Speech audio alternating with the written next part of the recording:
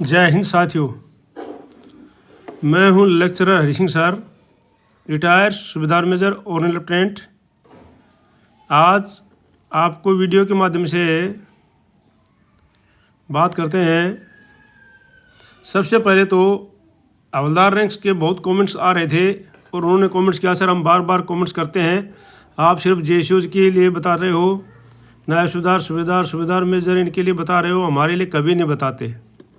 तो आज मैं सबसे पहले उन्हीं का मुद्दा लिया हूँ, तो उन्हीं के लिए बताया हूँ। मैं आज सबसे पहले हवलदार रैंक के लिए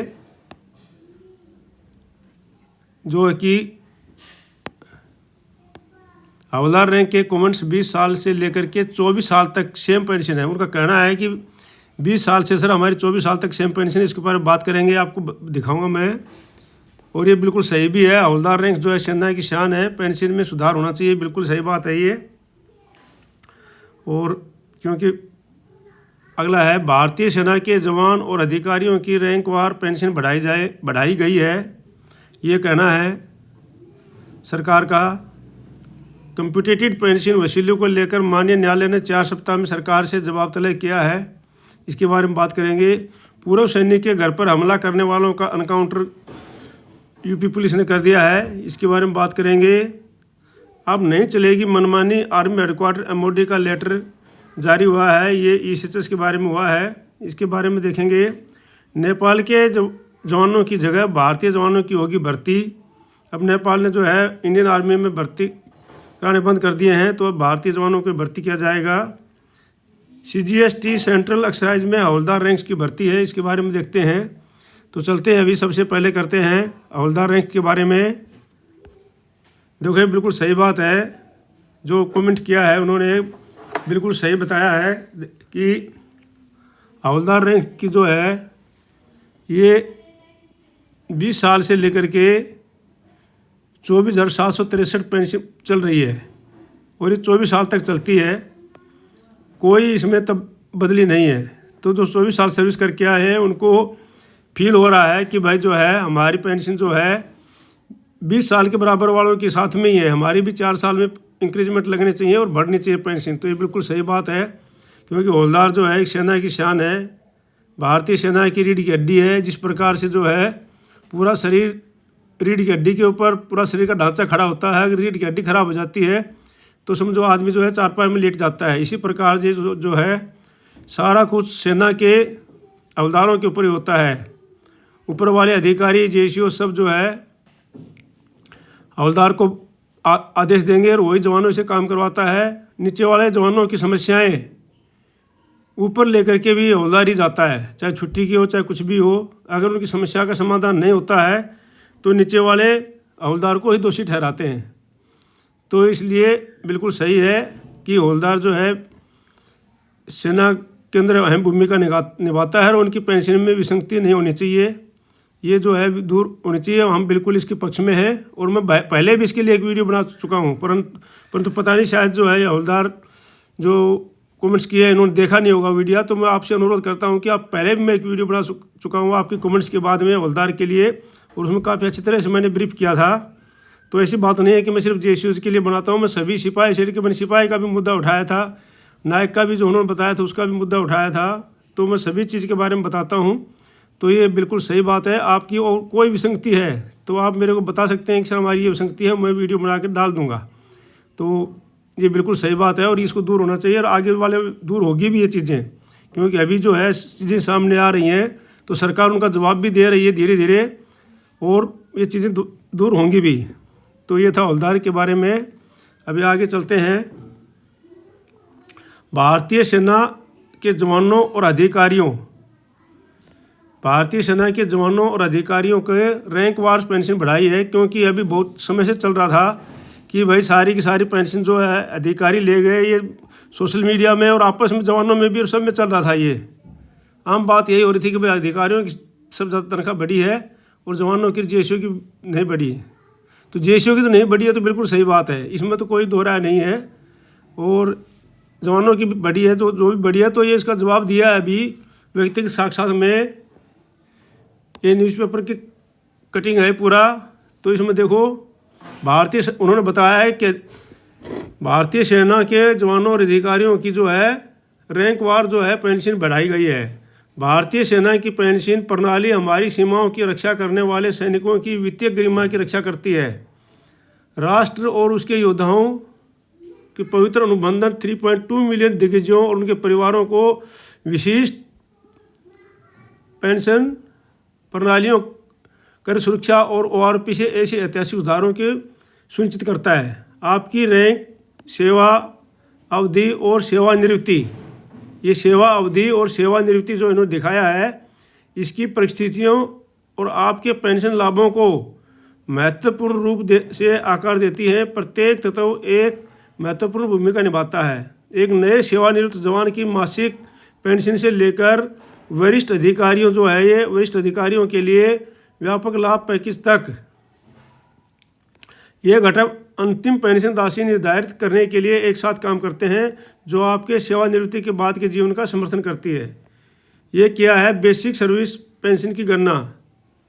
आपकी सैन्य पेंशन आपके समर्पित सेवा वर्षों के लिए राष्ट्र की मान्यता प्रतिनिधित्व करती है। गणना ढांचा सुनिश्चित करता है कि प्रत्येक सैनिक को एक सटीक रैंक आधारित सूत्र के माध्यम से उनका हक मिले, जो सेवा अवधि और वेतनमान दोनों के अंतर को सम्मान देता है। ये मार्गदर्शिका आपको हाल के पेंशन सुधारों के बारे में आवश्यक जानकारी से भी लैस करती है और संपूर्ण स्वयं वितरण प्रक्रिया से आपको परिचित कराती है, जिससे यह सुनिश्चित होता है कि आप अपने सेवानिवृत्ति लाभों को सुरक्षित करने के लिए पूरी तरह तैयार हैं। तो ये जो है आगे देखो, पेंशन के पात्रता दंड क्या है भाई। इन्होंने बताया है कि ये जो पेंशन का पात्रता दंड है, ये है सेवा आवश्यकताएं विभिन्न वर्ग के लिए जो है इसमें की अलग अलग जिम्मेदारियों की दर्शाती है। रैंक कमीशन प्राप्त अधिकारी के लिए 20 साल है, लेकिन इसके लिए 20 साल पेंशन के लिए है, लेकिन 20 साल वाले को जो है ORP नहीं देंगे।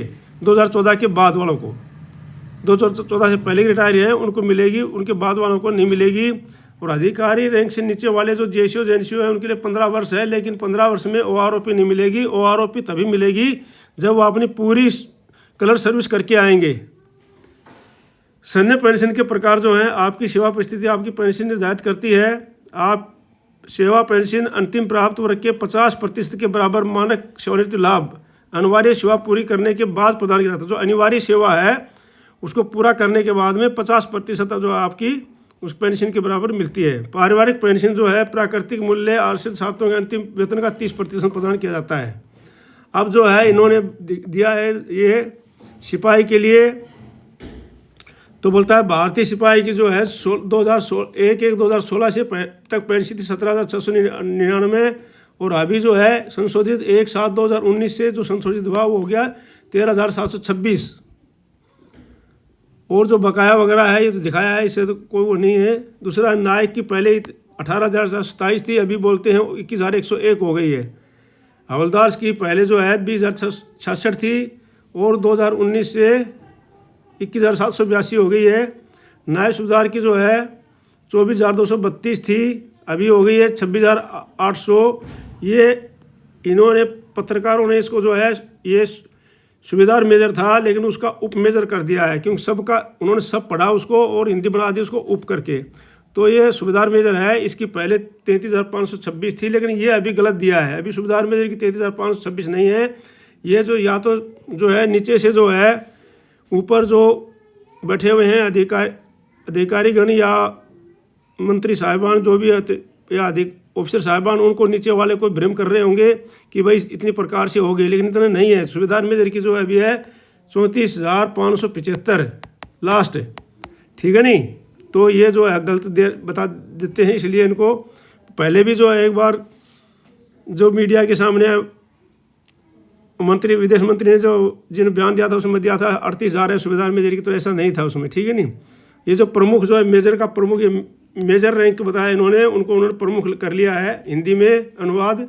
ये उनकी है, ये लेफ्टिनेंट कर्नल साहब की है, ये मेजर साहब की है। लेफ्टिनेंट कर्नल साहब की 95,400, ये कर्नल साहब की है 1,03,700 भी हुई है। ब्रिगेडियर साहब की है 1,08,800, मेजर जनरल साहब की है 1,09,900। तो उन्होंने बताया है कि भाई हमने जो है रैंक वाइज जो है इसका वो किया है, ना कि हमने जो है कोई भेदभाव किया है। तो इस प्रकार से बताया गया है इसमें। अब ये अगला है, ये इसे कॉम्पिटिटिव पेंशन वसूली के नियम को लेकर राज्य सरकार से 4 सप्ताह में जवाब तलब किया है। ये जो न्यायाधीश साहब हैं, हाईकोर्ट के वरिष्ठ न्यायाधीश डॉक्टर पुष्पेंद्र सिंह भाटी व न्यायाधीश मनूरी लक्ष्मण की खंडपीठ ने, ये डबल बेंच होती है, जो सिंगल बेंच होता है उसमें सिंगल न्यायाधीश मुद्दे होते हैं और डबल बेंच में 2 न्यायाधीश मुद्दे होते हैं। तो उनकी जो खंडपीठ है उनके कॉम्पिटिटिव पेंशन वसूली के नियम को चुनौती देने वाली याचिका पर सुनवाई करते हुए नोटिस जारी कर 4 सप्ताह में जवाब तलब किया है।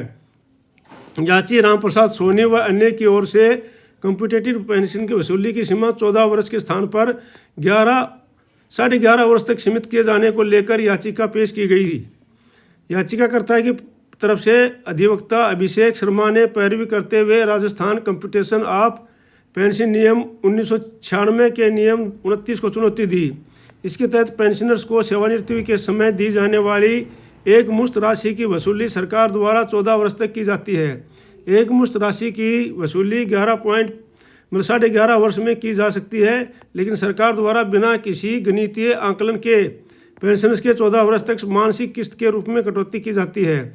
ये मूल एक मुश्त राशि में ब्याज से बहुत अधिक है। पेंशनर्स को इसकी बहुत बड़ी वित्तीय हानि उठानी पड़ती है। याचिकाकर्ता के अधिवक्ता का यह भी कथन रहा है कि पेंशन नियम वर्ष 1996 में तत्समय की ब्याज दर को ध्यान में रखते हुए बनाए गए थे। ये कालांतर में बहुत कम हो गए हैं। 1996 में भारतीय रिजर्व बैंक के रेपो रेट अधिक थी, जो कि वर्तमान में बहुत कम हो गई है। इसके साथ ही स्थायी जमा पर मिलने वाला ब्याज की दर भी 1996 की बजाय दरों की तुलना में बहुत कम हो गई है। तो ये है कि ये जो अभी चल रहा प्रक्रिया वही जो है जल्दी कटना चाहिए, और बात भी सही है, क्योंकि उसका जो है राशि तो बहुत पहले ही पूरी हो लेती है और ये कटता रहता है 15 साल तक। अगला है एक्शन में योगी की पुलिस लखनऊ में डबल काउंटर पूर्व सैनिक के घर पर हमला व लूटपाट में शामिल 4 गिरफ्तार। उत्तर प्रदेश में योगी आदित्यनाथ की पुलिस अपराधियों के खिलाफ फुल एक्शन में है। राजधानी लखनऊ में एक ही दिन में अलग अलग 2 काउंटर हुए हैं। दोनों मुठभेड़ में पुलिस ने 4 बदमाशों को गिरफ्तार किया है। लखनऊ उत्तर प्रदेश में योगी आदित्यनाथ की पुलिस अधिकारियों के खिलाफ फुल एक्शन में है। राजधानी लखनऊ में एक ही दिन में अलग अलग 2 काउंटर हुए। दोनों मुठभेड़ों में 4 बदमाशों को गिरफ्तार किया। इनमें 2 अपराधी रिटायर्ड सेना के जवान के घर पर फायरिंग करने और पेट्रोल बम फेंकने के आरोपी हैं। इसके अलावा 2 लूट के आरोपी हैं। पुलिस के अनुसार मोहम्मद शमीम और आकाश गौतम ने पूर्व सैनिक के घर पर फायरिंग करने के साथ पेट्रोल बम भी फेंका था। लखनऊ के कृष्णनगर की पुलिस के साथ हुई मुठभेड़ के दौरान इनके घर पैर में गोली लग गई, जिसके बाद पुलिस ने इन्हें गिरफ्तार कर लिया। पुलिस अधिकारियों ने बताया कि कृष्णनगर के विजयनगर इलाके में रात 2 बजे पुलिस चेकिंग कर रही थी। करीब 2:40 पर बाइक सवार आपस में सिम और आकाश गौतम दिखे। इन्हें रुकने का इशारा किया और उन्होंने पुलिस टीम पर फायरिंग शुरू कर दी। पुलिस ने जवाबी कार्य करते सिम को पैर में गोली मारी और बदमाशों को गिरफ्तार कर लिया। यह है एक letter central of organization ECHS integrated headquarter of MOD का urgent general branch Thimayya Marg near Gopinath circle Delhi cantt. ये 26 दिसंबर का लेटर है। तो इसमें कहा गया है कि भाई जो है कि जो ISIS पुराने जवानों को कह देती है कि भाई हमारे पास पॉलिक्लिनिक जवानों को कह देती है कि हमारे पास दवाइयाँ नहीं हैं, तो ऐसा नहीं चलेगा। अभी उनको दवाइयों का बंदोबस्त आपको करना ही पड़ेगा, ठीक है नहीं। तो ये जो है many ISIS beneficiaries are visiting ISIS PC from far flung area with considering expenditure on travel of genius treatment and care with empathy। भाई बहुत से जो ISIS बेनिफिशियरीज आते हैं वो काफ़ी दूर से आते हैं और काफ़ी किराया वगैरह खर्च करके आते हैं ISIS में। और it has been observe that new MOs medical officer appointed at ISIS PCS are not conversant with ISIS guidelines and causing avoidable harassment to ISIS beneficiaries. अब जो नए जो मेडिकल ऑफिसर जो अपॉइंट किए जाते हैं ISIS में, अब वो जो है ISIS की गाइडलाइन से जो है वाकिफ नहीं है, और इसलिए क्या है वो ISIS के जो बेनिफिशियरीज जो सैनिक पूर्व सैनिक उनको काफ़ी हरासमेंट करते हैं। Due to lack of various provision referral treatment medicine collection etcetera are affected that may cause severe inconvenience to the ISIS beneficiary. अब इसके कारण क्या है कि काफ़ी हरासमेंट हो रहा है मेडिकल दवाएं देने के लिए और रेफरल करने के लिए, और इसके कारण से उनको काफ़ी हरासमेंट करना पड़ रहा है। It is intimate that all new MOs should be fully conversant with ECHS guidelines before interacting with patients or turning down any authorities request, and should properly be briefed by OIC ECHS-PC। ये बोलते हैं कि भाई अभी जो है उनको अच्छी तरह से ECHS गाइडलाइन को पढ़ लेना चाहिए और उनको जो है फुल उनके साथ में व्यवहार जो अच्छे ढंग से करना चाहिए, और किसी प्रकार का मनाही वो नहीं कर सकते हैं। एनी लैक ऑफ एम्पैथी और एक्ट ऑफ इग्नोर, और किसी प्रकार का इग्नोर नहीं करना है। शुड बी टेकन सीरियसली, और उनकी किसी रिक्वेस्ट को सीरियसली लेना है। All RCS are requested to disseminate the content of this letter to all ECHS PCS under your AR।